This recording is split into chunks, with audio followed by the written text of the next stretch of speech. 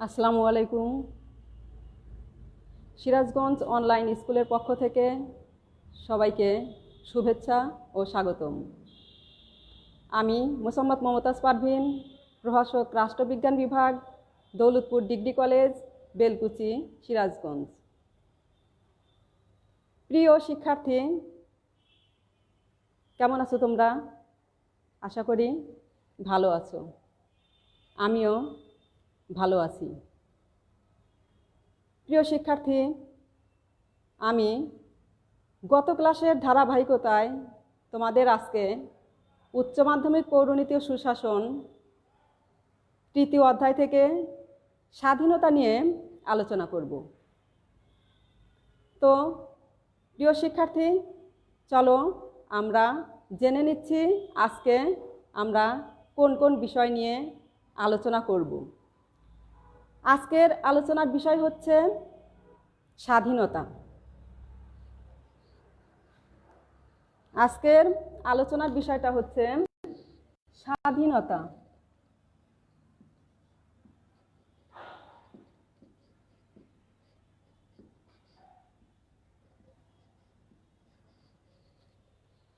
আজকের এই আলোচনা থেকে তোমরা স্বাধীনতা কি তা বলতে পারবে, স্বাধীনতার শ্রেণীবিভাগ ব্যাখ্যা করতে পারবে এবং স্বাধীনতার রক্ষা কবচগুলো বর্ণনা করতে পারবে। তো শিক্ষার্থী, আমরা জেনে নিচ্ছি স্বাধীনতা কি। স্বাধীনতা হলো মানুষের সাথে সম্পর্কযুক্ত একান্ত মৌল রাজনৈতিক ধারণা। স্বাধীনতা সভ্য সমাজের অপরিহার্য উপাদান। এই স্বাধীনতা ছাড়া ব্যক্তি বলো, সমাজ বলো কিংবা রাষ্ট্রই বলো, কেউই উন্নতি করতে পারে না। এই স্বাধীনতার ইংরাজি প্রতিশব্দ হচ্ছে লিবার্টি। তোমরা জানো স্বাধীনতার ইংরাজি প্রতিশব্দ হচ্ছে লিবার্টি, LIBERTY, লিবার্টি। দেখো, এই লিবার্টি শব্দটি ল্যাটিন শব্দ লিবার থেকে এসছে, LIBER, লিবার, এটা হচ্ছে ল্যাটিন শব্দ।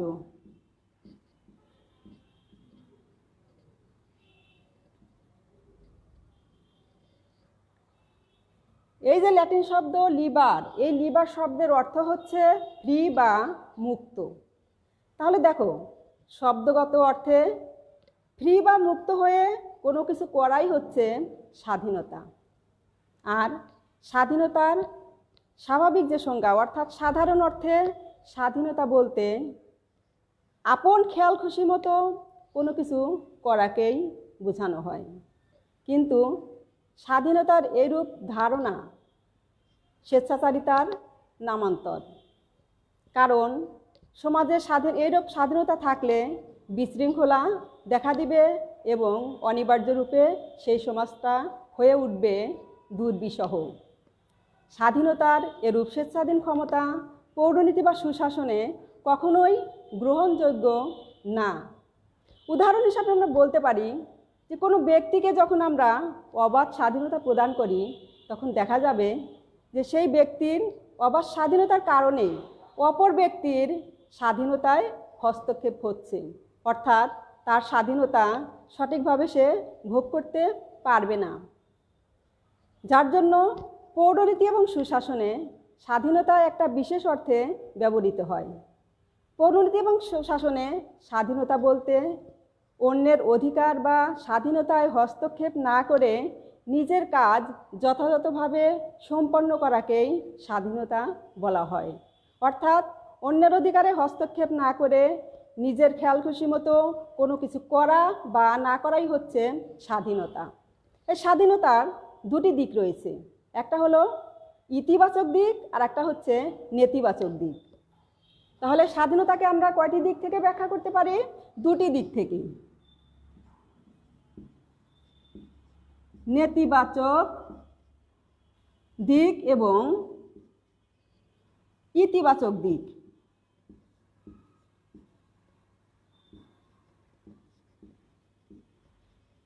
দেখো, নেতিবাচক দিক হতে স্বাধীনতা বলতে বোঝায় সকল প্রকার নিয়ন্ত্রণের অপসারণ এবং ব্যক্তির স্বাধীন আচরণকে স্বীকৃতি প্রদান। Bentham, Adam Smith, John Locke, Thomas Hobbes প্রমুখ দার্শনিকগণ ছিলেন এই নেতিবাচক স্বাধীনতার অনুসারী। পক্ষান্তরে ইতিবাচক ধারণায় যারা বিশ্বাসী ছিলেন তারা হলেন John Stuart Mill, Jacques Rousseau, Hegel এবং টি.এইচ. গ্রিন। তাদের মতে স্বাধীনতা হলো, অর্থাৎ স্বাধীনতার ইতিবাচক ধারণা হলো স্বশাসন এবং স্বনিয়ন্ত্রণ, অর্থাৎ স্বশাসন এবং স্বনিয়ন্ত্রণের উপর গুরুত্ব আরোপ করাই হচ্ছে স্বাধীনতার ইতিবাচক দিক। অর্থাৎ আমরা আরও স্পষ্ট করে বলতে পারি যে নিয়ন্ত্রিত স্বাধীনতাই হচ্ছে প্রকৃত স্বাধীনতা, যেটা পৌরনীতির ভাষায় প্রকৃত স্বাধীনতা হিসাবে গণ্য করা হয়। সুপ্রিয় শিক্ষার্থী, স্বাধীনতাকে বিভিন্ন রাষ্ট্রবিজ্ঞানী বিভিন্নভাবে সংজ্ঞায়িত করেছেন।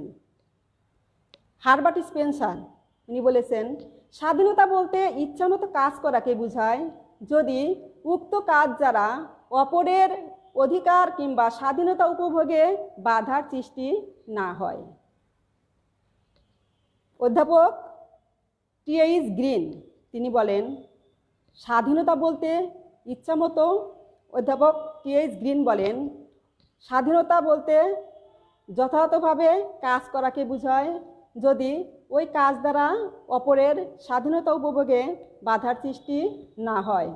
অর্থাৎ স্বাধীনতা বলতে আমার ইচ্ছামতো কাজ করতে পারবো, কিন্তু ওই ইচ্ছায় অন্য কোনো ব্যক্তি হস্তক্ষেপ করতে পারবে না। অধ্যাপক সিলি বলেন, অতি শাসনের বিপরীত অবস্থাই হচ্ছে স্বাধীনতা। তাহলে দেখো যে স্বাধীনতা বলতে মূলত এমন এক বিষয়কে বোঝায় যেটি দ্বারা মানুষ প্রত্যেকটা জায়গায় স্বাধীন এবং স্বতন্ত্র, অর্থাৎ নিজে নিজে কোনো কাজ করাই হচ্ছে স্বাধীনতা।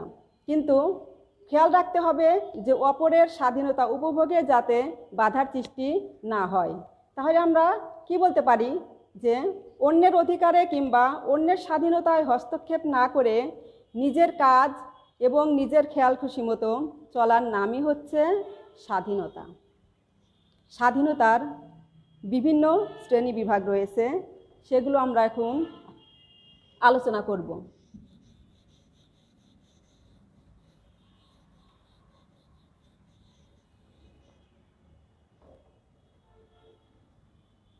স্বাধীনতার অনেকগুলো শ্রেণী বিভাগ রয়েছে।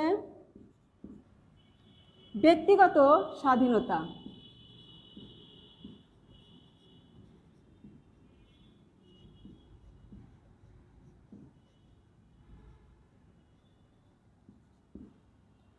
সামাজিক স্বাধীনতা,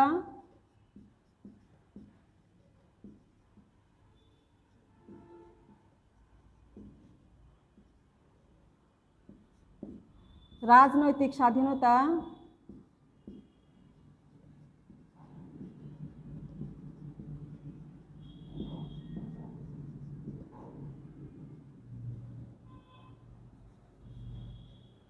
অর্থনৈতিক স্বাধীনতা,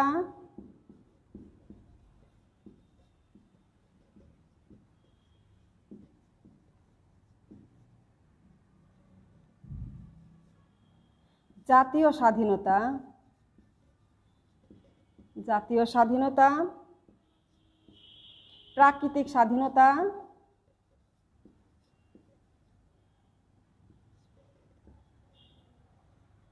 এবং 7 নম্বরে বলা হয়েছে আইনগত স্বাধীনতা।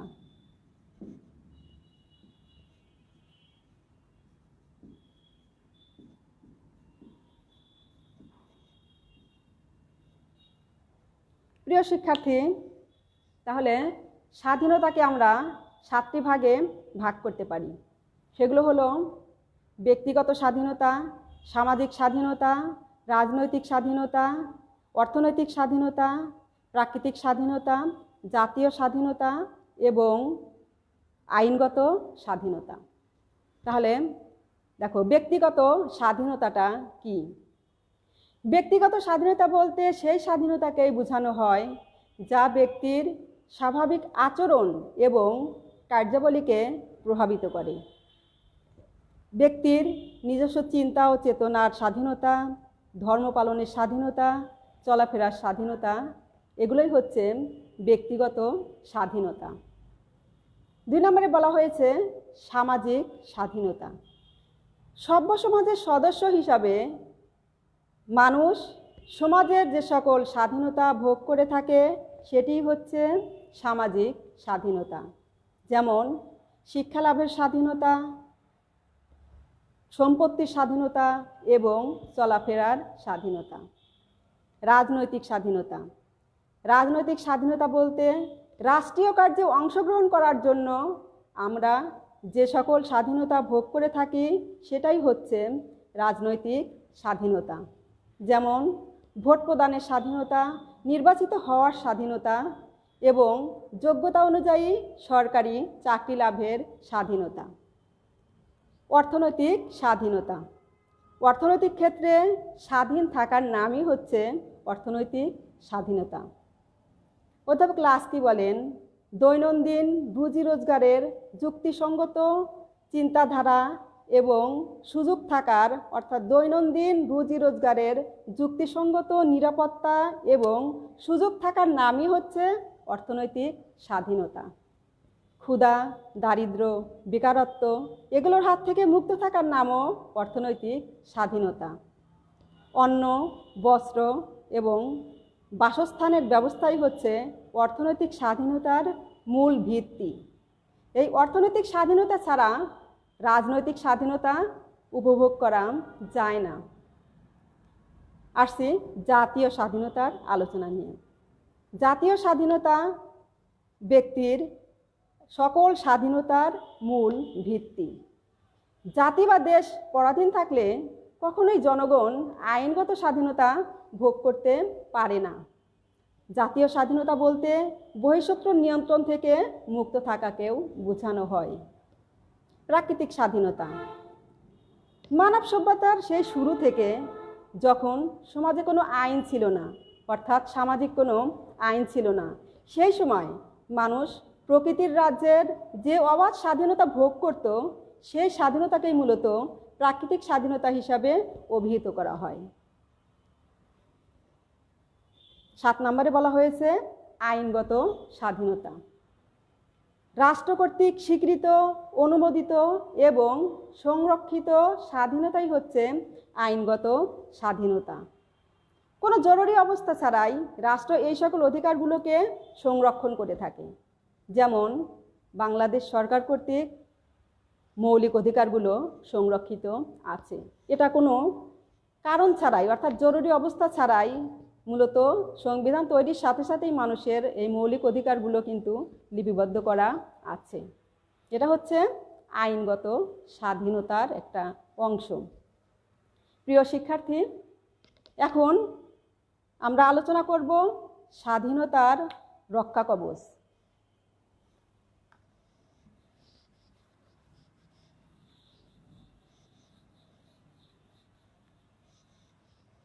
স্বাধীনতার রক্ষা কবচ।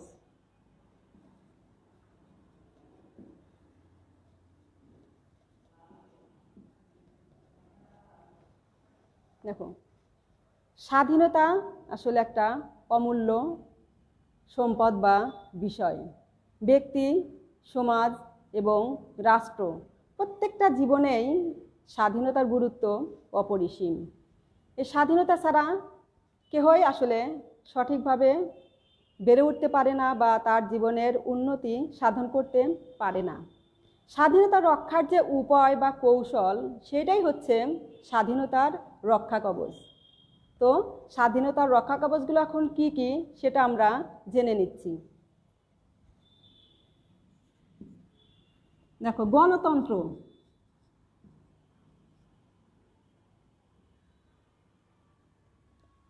গণতন্ত্র, আইন, আইনের শাসন,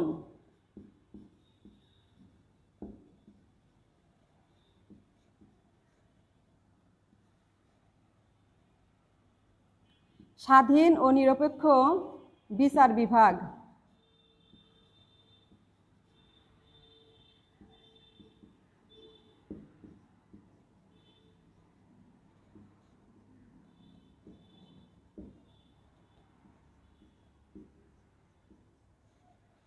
স্বাধীন ও নিরপেক্ষ বিচার বিভাগ, ক্ষমতা স্বতন্ত্রীকরণ নীতি।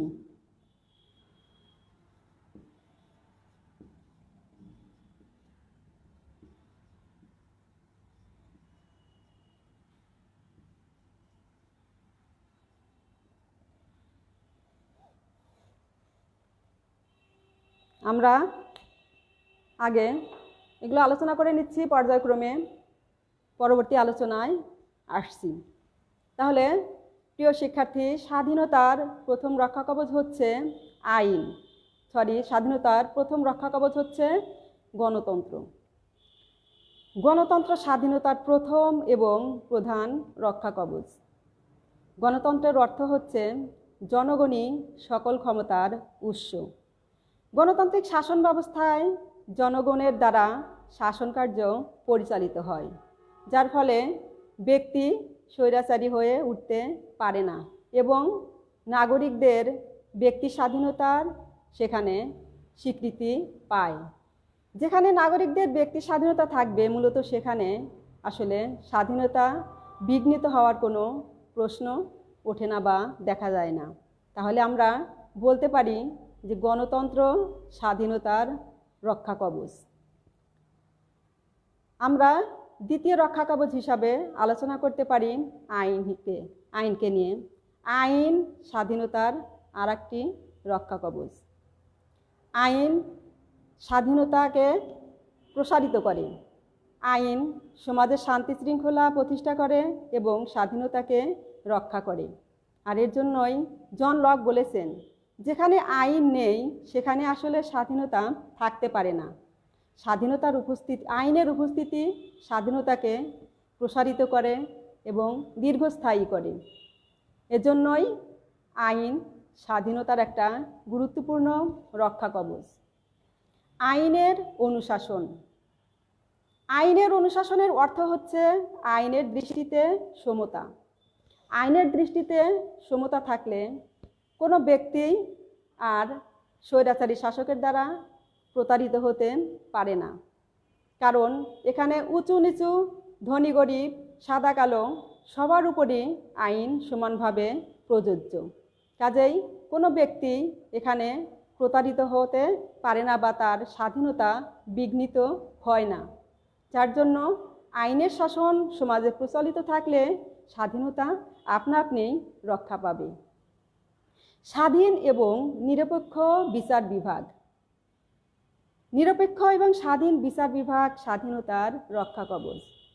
কারণ বিচার বিভাগ যদি শাসন বিভাগ এবং আইন বিভাগের প্রভাবমুক্ত হয়ে নিরপেক্ষভাবে বিচার করতে পারে, তাহলে সেখানে কোনো ব্যক্তির আর হবে না, স্বাধীনতা দ্বারা প্রতারিত হবে না, অর্থাৎ আইন দ্বারা সে প্রতারিত হবে না।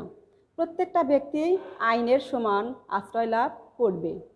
কারণ স্বাধীন এবং নিরপেক্ষ বিচার বিভাগ সবসময়ই শাসন বিভাগের প্রভাবমুক্ত থেকে নির্বিঘ্নভাবে বিচার কার্য অর্থাৎ ন্যায় বিচারটাই প্রতিষ্ঠা করবে।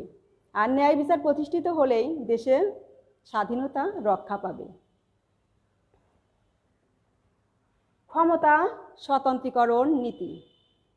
ক্ষমতা স্বতন্ত্রীকরণ নীতির অর্থ হচ্ছে শাসন বিভাগ, আইন বিভাগ এবং বিচার বিভাগের আলাদাকরণ। এই তিনটি বিভাগ যদি স্বতন্ত্র থাকে অর্থাৎ আলাদা থাকে এবং যার যার কাজ শেষে করে, তাহলে এক বিভাগ অন্য বিভাগের উপর খবরদারি করতে পারবে না বা স্বেচ্ছাচারী হয়ে উঠতে পারবে না কোনো বিভাগই। যার জন্য বলা হয়েছে যে ক্ষমতা স্বতন্ত্রীকরণ করা হলে স্বাধীনতা রক্ষা পাবে।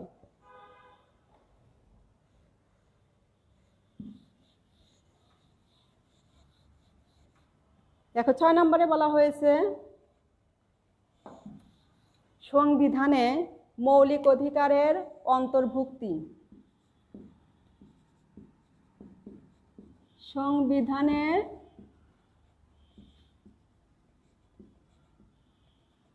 মৌলিক অধিকার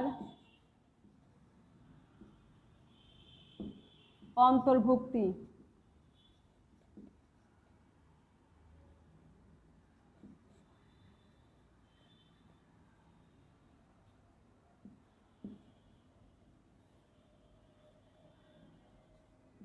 অর্থনৈতিক সাম্য,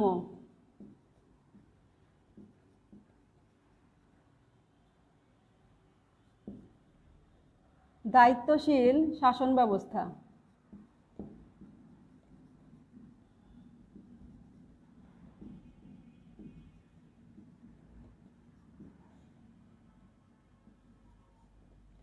সংবাদপত্রের স্বাধীনতা,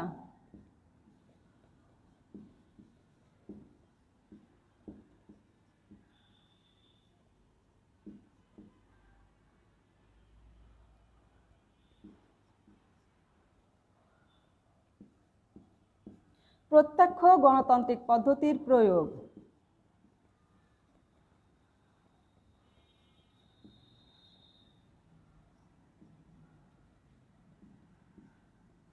প্রত্যক্ষ গণতান্ত্রিক পদ্ধতির প্রয়োগ।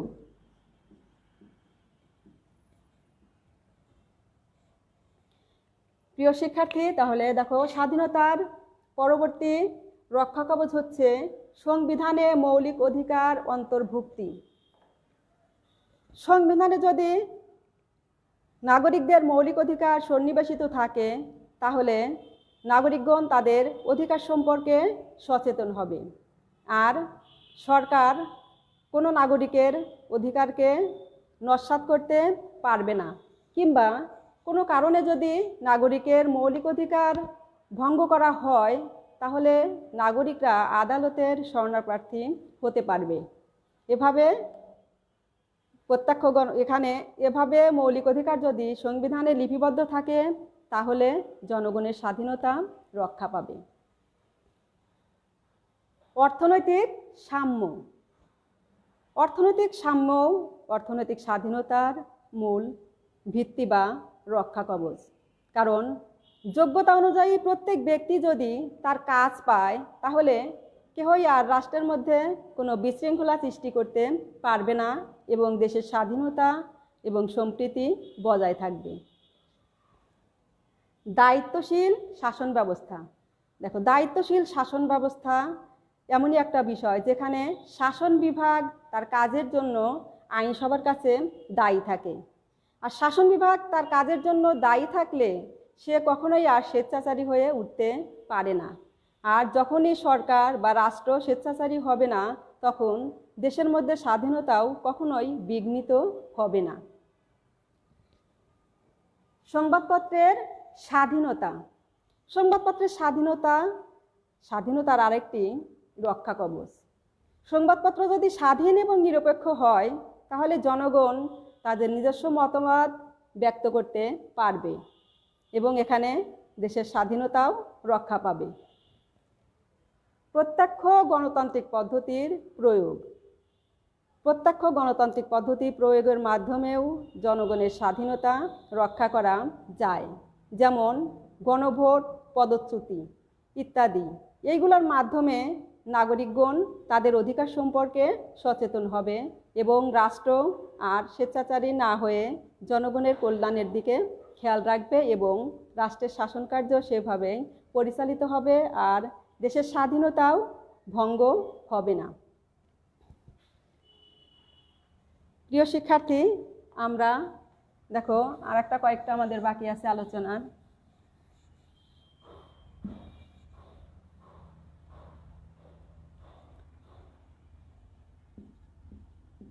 ক্ষমতা বিকেন্দ্রীকরণ।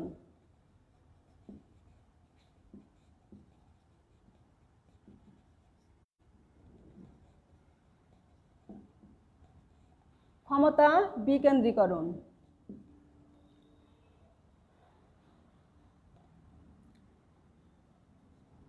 শিক্ষার প্রসার।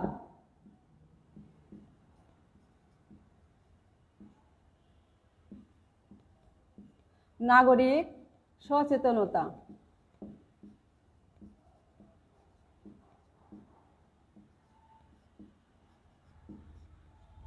তাহলে স্বাধীনতার আরও কয়েকটি রক্ষা কবচ হলো ক্ষমতার বিকেন্দ্রীকরণ, শিক্ষার প্রসার, নাগরিকের সচেতনতা।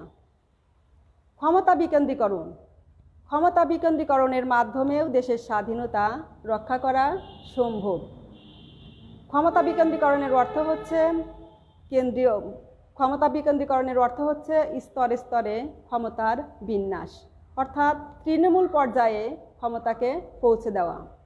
এই ক্ষমতার বিকেন্দ্রীকরণের ফলে কেন্দ্রীয় সরকারের ক্ষমতা হ্রাস পায় এবং স্থানীয় সরকার শক্তিশালী হয়। ফলে স্থানীয় পর্যায়ের জনগণও কিন্তু স্বাধীনতার সুফল ভোগ করতে পারে। আর যখনই স্বাধীনতার সুফল প্রত্যেকটা স্তরের জনগণ ভোগ করবে, তখন দেশের স্বাধীনতা আপনা আপনিই রক্ষা পাবে।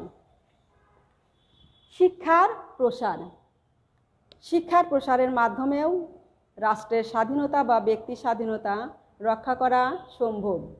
শিক্ষিত নাগরিক বলতেই সচেতন নাগরিক, আর একজন সচেতন নাগরিকই তার অধিকার এবং কর্তব্য সম্পর্কে সচেতন। আর একজন নাগরিক যখন তার অধিকার কর্তব্য সম্পর্কে সচেতন হবে, তখন সরকার তার উপর কোনো রকম বোঝা চাপিয়ে দিতে পারবে না, কিংবা তার সঙ্গে কোনো প্রতারণাও করতে পারবে না। আর এই ব্যবস্থা বিদ্যমান থাকলে ব্যক্তি স্বাধীনতা আপনা আপনিই রক্ষা পাবে। দেখো, সর্বশেষ রক্ষা কবচ হচ্ছে নাগরিক সচেতনতা। নাগরিক সচেতনতাও স্বাধীনতার রক্ষা কবচ। সচেতন নাগরিক মাত্রই শিক্ষিত নাগরিক, অর্থাৎ সেই শিক্ষিত নাগরিকের মতো সচেতন নাগরিকও একজন দেশের শক্তিশালী জনশক্তি। একজন ব্যক্তি যখন সচেতন হবে, তখন তাকে তার কর্তব্যগুলো পালন করাতেও আর রাষ্ট্রের কোনো কষ্ট হবে না, এবং ওই ব্যক্তি অধিকার আদায় করে নিতেও আর তার কোনো কষ্ট হবে না। আর এই ব্যবস্থা বিদ্যমান থাকলে, অর্থাৎ দেশের প্রত্যেকটা নাগরিক যদি সচেতন হয়, তাহলে দেশের স্বাধীনতা রক্ষা করা খুবই সম্ভব। প্রিয় শিক্ষার্থী, আমরা আলোচনার শেষ পর্যায়ে এসে গেছি। তাহলে আজকে আমরা যেটুকু আলোচনা করলাম, এখান থেকে তোমরা স্বাধীনতা কি সেটা বলতে পারবে, স্বাধীনতা সম্পর্কে বিভিন্ন লেখকের প্রামাণ্য সংজ্ঞাগুলো ব্যাখ্যা করতে পারবে, এবং স্বাধীনতাকে মূলত কয়টি ভাগে ভাগ করা যায় সেগুলো আলোচনা করতে পারবে। এবং সর্বাপেক্ষা গুরুত্বপূর্ণ যে এখানে প্রশ্ন, যেটা স্বাধীনতার রক্ষা কবচ, তোমাদের প্রতি বৎসরই এখান থেকে প্রশ্ন আসবে, এবং একবার আসবে বড় প্রশ্ন হিসাবে, আর একবার আসবে ছোট অর্থাৎ জ্ঞানমূলক প্রশ্ন হিসাবে। তো তোমরা প্রশ্নগুলো রপ্ত করলে ঠিকঠাক মতো অ্যান্সার করতে পারবে। তো প্রিয় শিক্ষার্থী, আগামী ক্লাস দেখার আমন্ত্রণ জানিয়ে আমি শেষ করছি। খোদা হাফেজ।